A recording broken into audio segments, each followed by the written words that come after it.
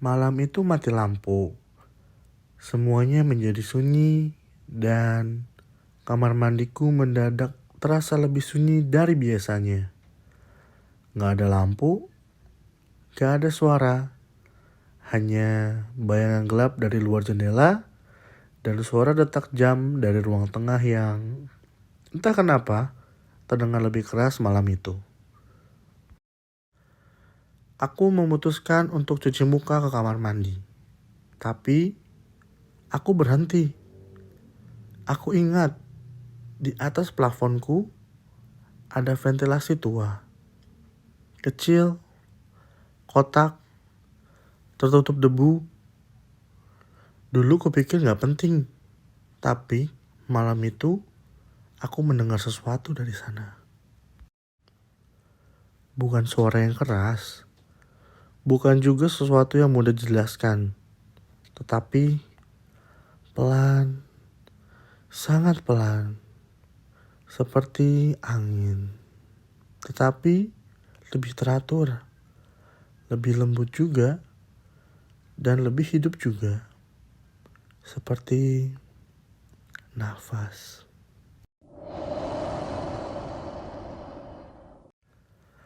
Aku kira aku salah dengar. Jadi aku berdiri diam mematung, menunggu, sambil menatap lubang itu. Napas itu tetap ada. Teratur, panjang, seolah-olah seseorang ada berdiri di balik sana, yang sedang mendengarkan aku bernafas juga. Aku keluar dari kamar mandi, mencoba menghiraukannya. Namun, listrik pun tak kunjung menyala. Tak lama, aku pun kembali ke sana untuk buang air kecil. Suara itu datang lagi. Tapi kali ini bukan hanya nafas. Ada gumaman, lirih, gak jelas. Seperti seseorang yang sedang berbicara, tetapi tidak kepada siapa-siapa. Seperti membaca doa, tapi gak ada kata. Hanya bunyi, dan bunyi itu terdengar sangat dekat.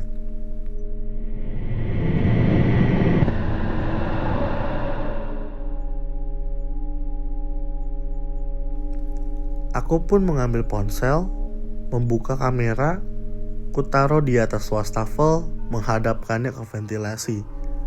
Aku keluar, kubiarkan 3 menit di sana. Saat ku ambil dan kulihat rekamannya, tidak ada apa-apa, hanya gelap, hanya bunyi biasa, tapi di jam dinding sudah lewat 8 menit. 5 menit hilang, entah kemana. Dan aku yakin aku dengar suaranya tadi, jelas. Aku mulai panik, aku mulai takut. Jadi aku memutuskan untuk menutup ventilasinya menggunakan kardus bekas. Ku plester rapat-rapat pakai lakban bening. Ku kunci pintu kamar mandi dan malam itu lampu pun menyala. Aku lekas tidur tanpa memikirkannya lagi. Paginya aku bangun lebih pagi. Aku masuk ke kamar mandi, melihat ke atas, ke arah kardus itu. Sobek, tapi bukan sobek biasa. Sobeknya dari dalam, seperti disayat, dan ada bekas jari 4 garis memanjang.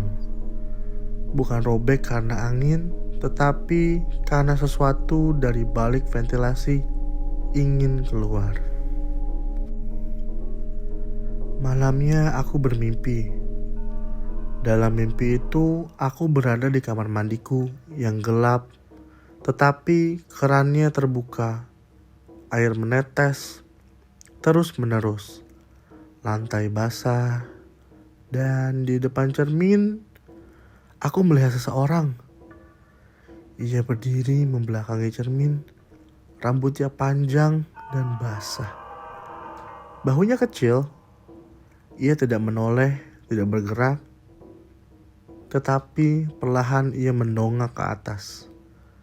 menatap ke arah ventilasi.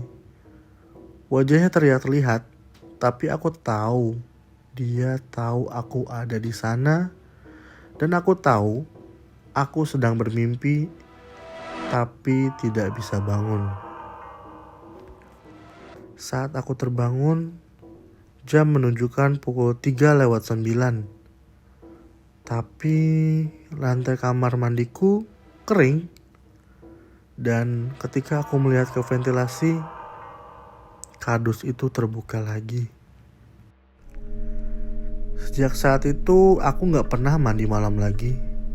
Bahkan kalau mandi siang pun aku selalu menyalakan musik, hanya untuk memastikan gak ada suara lain. Tapi terkadang saat aku masuk kamar mandi dan menatap cermin, aku merasa ada mata lain yang sedang menatapku dari atas sana. Dari ventilasi kecil, tua, yang kubuka kardusnya. Terkadang aku merasa wajahku terlihat dari lubang itu, padahal aku sedang berdiri di bawahnya.